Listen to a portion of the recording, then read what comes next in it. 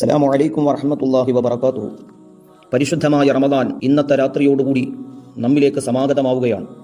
പരിശുദ്ധമായ റമദാൻ നമുക്ക് അനുകൂലമായി അള്ളാഹു ഇബാദത്ത് ചെയ്യുവാൻ, ധാരാളം നന്മകൾ ചെയ്യുവാൻ അള്ളാഹു തൗഫീഖ് നൽകുമാറാകട്ടെ.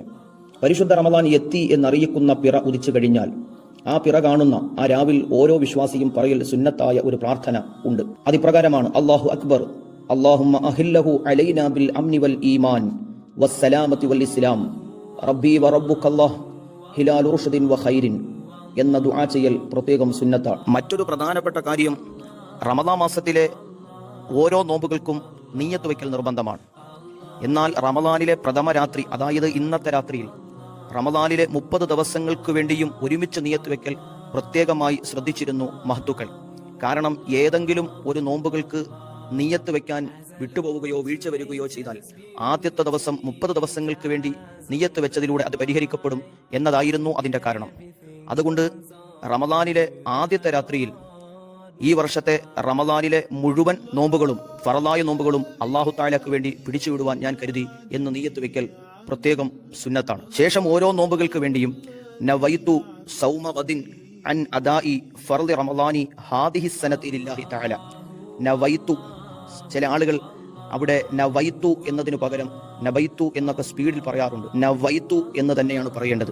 നവൈതു സൗമ ഗദിൻ അൻ അദാഇ ഫർളി റമദാനി ഹാദിഹി സനതി ലില്ലാഹി തആല. ഈ വർഷത്തെ റമദാൻ മാസത്തിൽ നിന്നുള്ള ഫർളായ അദാ ആയ നാളത്തെ നോമ്പിനെ അല്ലാഹു തആലക്ക് വേണ്ടി പിടിച്ചുവിടുവാൻ ഞാൻ കരുതി എന്ന് നിയ്യത്ത് വെക്കണം. റമദാൻ അവസാനിക്കുവോളം അതിന്റെ ഓരോ നേരങ്ങളിലും പറയൽ സുന്നത്താക്കപ്പെട്ട ദിക്റാണ് അഷ്ഹദു അല്ലാ ഇലാഹ ഇല്ലല്ലാഹു അസ്തഗ്ഫിറുല്ലാഹ വ അസ്അലുക്കൽ ജന്നത വ അഊദു ബിക മിനന്നാർ.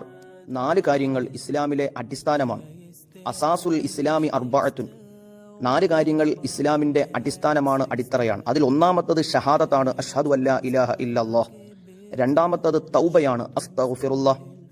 മൂന്നാമത്തത് സ്വർഗത്തെ തേടലാണ്, വ അസ്അലുക്കൽ ജന്ന. നാലാമത്തത് നരകത്തിൽ നിന്ന് കാവൽ തേടലാണ്, വ അഊദു ബിക മിനന്നാർ. അതോടൊപ്പം അതിന്റെ ആദ്യത്തെ പത്തിൽ, റമദാനിലെ ആദ്യത്തെ പത്തിൽ ചൊല്ലേണ്ട ദിക്റാണ് അല്ലാഹുമ്മ ർഹംനി യാ അർഹമർ റഹീമീൻ. അല്ലാഹുവിനോട് കാരുണ്യത്തെ തേടുന്ന പത്താണ് റമദാനിലെ ആദ്യത്തെ 10 ദിവസങ്ങൾ. അല്ലാഹുവേ, എന്നോട് നീ കരുണ ചെയ്യണമേ എന്ന് നിരന്തരം നോമ്പുകാരൻ പ്രാർത്ഥിച്ചുകൊണ്ടിരിക്കൽ പ്രത്യേകമായ പ്രതിഫലമുള്ളതാണ്. നോമ്പ് തുറയുടെ നേരത്ത് അല്ലാഹുമ്മ ലക്ക സുംദു വ അലാ റിസ്ഖിക അഫ്തർതു. അല്ലാഹുമ്മ ലക്ക സുംദു, അല്ലാഹുവേ, നിനക്ക് വേണ്ടി ഞാൻ നോമ്പ് അനുഷ്ഠിച്ചു. വ അലാ റിസ്ഖിക, നീ തന്ന റിസ്ഖിനുമേൽ, ഭക്ഷണത്തിന്റെ മേൽ, അഫ്തർതു, ഞാൻ നോമ്പ് തുറക്കുകയും ചെയ്യുന്നു. റമദാനിൽ ലഭിക്കുന്ന ഓരോ ദിവസത്തെയും രാത്രികളിൽ ഇബാദത്ത് കൊണ്ട് സജീവമാകേണ്ടതുണ്ട്. അതിന്റെ ഏറ്റവും പ്രധാനപ്പെട്ട ഘടകമാണ് തറാവീഹ് നമസ്കാരം. തറാവീഹ് നമസ്കാരം 20 റക്അത്താണ്. ഓരോ 2 റക്അത്ത് നമസ്കാരത്തിലും പ്രത്യേകമായി നിയ്യത്ത് ചെയ്യേണ്ടതുണ്ട്. തറാവീഹ് എന്ന സുന്നത്ത് നമസ്കാരം 2 റക്അത്ത് അല്ലാഹു തആലക്ക് വേണ്ടി ഞാൻ നിർവഹിക്കുന്നു എന്ന് നിയ്യത്ത് ചെയ്തുകൊണ്ട് അവൻ നിയ്യത്ത് പുതുക്കേണ്ടതാണ്. തറാവീഹ് നമസ്കാരത്തിന് ധാരാളം പ്രതിഫലങ്ങളുണ്ട്. ഓരോ ദിവസത്തെയും തറാവീഹിന് പ്രത്യേകമായ പ്രതിഫലങ്ങളാണ്. ആദ്യത്തെ ദിവസം തറാവീഹ് നമസ്കരിക്കുന്നവന്റെ പ്രതിഫലം റജഅ കയൗമി വലദത്തുഹു ഉമ്മുഹു.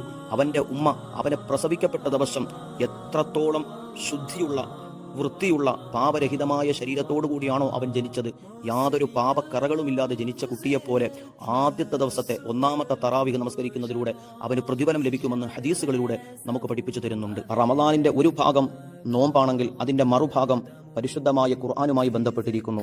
കാരണം അള്ളാഹു അവന്റെ വിശുദ്ധമായ കലാമിനെ ഇറക്കുവാൻ, അവതരിപ്പിക്കുവാൻ, പ്രസന്റ് ചെയ്യുവാൻ അള്ളാഹു തിരഞ്ഞെടുത്ത മാസം പരിശുദ്ധമായ റമദാനാണ്. റമദാനിനെ കുറിച്ച് പ്രതിപാദിക്കുന്ന ഭാഗത്ത് അള്ളാഹു ഖുർആനിനെയും പരാമർശിക്കപ്പെട്ടിരിക്കുന്നു.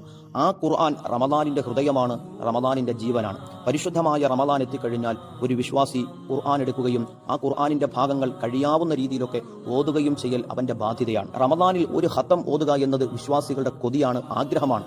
അങ്ങനെ ഖതുമുൽ ഖുർആൻ ഓതാൻ ആഗ്രഹിക്കുന്ന ആളുകൾക്ക് നല്ലൊരു വഴിയുണ്ട്. 5 നേരത്തെ നമസ്കാരത്തിലും ഖുർആനിന്റെ 4 പേജ് വീതം ഓതുക. സുബഹി നമസ്കാരം നിർവഹിക്കുന്നവർ 4 പേജ് ഖുർആൻ ഓതുക. അതുപോലെ ദുഹർ നമസ്കാരമാകുമ്പോൾ 4 പേജ് ഓതുക.